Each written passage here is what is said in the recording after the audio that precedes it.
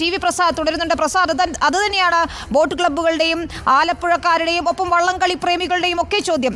ആഘോഷങ്ങളൊന്നും വേണ്ടെന്ന് തീരുമാനിച്ചാൽ അങ്ങനെയായിരിക്കണം, പക്ഷെ എന്തുകൊണ്ടാണ് ഇരട്ടത്താപ്പ് എന്ന ചോദ്യമാണ്. ഇപ്പോൾ KC വേണുഗോപാൽ ഉൾപ്പെടെയുള്ള ആളുകൾ ഇതിൽ മുഖ്യമന്ത്രിക്ക് തന്നെ കത്ത് നൽകിയിട്ടുണ്ടെന്നാണ് മനസ്സിലാക്കുന്നത്. വള്ളംകളി നടത്തണം, ഇനി അത് മാറ്റിവെക്കാൻ ഇടവരുത്തരുത് എന്നുൾപ്പെടെയുള്ള കാര്യങ്ങൾ ചൂണ്ടിക്കാണിച്ചുകൊണ്ട്. പക്ഷെ അപ്പോഴും സർക്കാരിന്റെ ഒരു നിലപാട് എന്താണ് ഇക്കാര്യത്തിൽ എന്ന് അറിയേണ്ടതുണ്ട്. ഇത്തരത്തിൽ പ്രതിഷേധങ്ങൾ വന്നതോടെ മന്ത്രിയുടെ നിലപാട് എന്താണ് എന്നുകൂടി അറിയേണ്ടതുണ്ട്.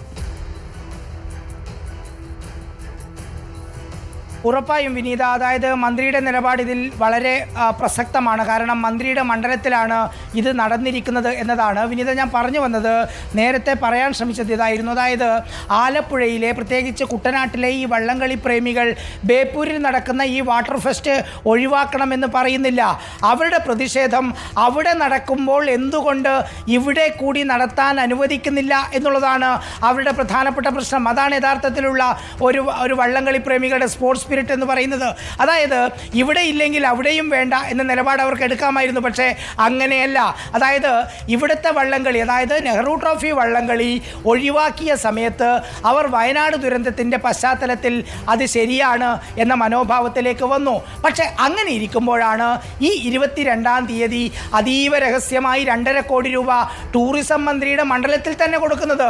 അങ്ങനെ ഈ ഓണത്തിൻ്റെ സമയത്ത്, അല്ലെങ്കിൽ ഈ ദുരന്തം നടന്ന ഈ പശ്ചാത്തലത്തിൽ വള്ളംകളി, ആലപ്പുഴയിലെ നെഹ്റു ട്രോഫി മാറ്റിവെക്കാനുള്ള സാഹചര്യം നിൽക്കുന്ന സമയത്ത് തന്നെ എന്തിന് 2.5 കോടി ഇതെല്ലാം തീരുമാനിക്കുന്ന ടൂറിസം മന്ത്രിയുടെ മണ്ഡലത്തിലേക്ക് വാട്ടർ ഫെസ്റ്റിനായി കൊടുത്തു എന്നതാണ് ഏറ്റവും പ്രധാനപ്പെട്ട ചോദ്യം. വള്ളംകളി പ്രേമികൾ രാഷ്ട്രീയ ഭേദമന്യേ ഇതിനെതിരെ ശബ്ദമുയർത്തി തുടങ്ങി. ഇന്ന് ഏതാണ്ട് രാത്രിയോടുകൂടിയാണ് ഈ ഉത്തരവ് അവിടെയുള്ള വള്ളംകളി പ്രേമികളുടെ കയ്യിലെത്തി തുടങ്ങിയത്. ആ സമയത്ത് മുതൽ തന്നെ save Nehru trophy boat race എന്ന രീതിയിൽ ഹാഷ്ടാഗ് ക്യാമ്പയിനുകൾ അവിടെ തുടങ്ങിക്കഴിഞ്ഞിട്ടുണ്ട്. കുട്ടനാട്ടിലും അതുപോലെ തന്നെ ആലപ്പുഴയിലും. വിനീത, പ്രസാദ്.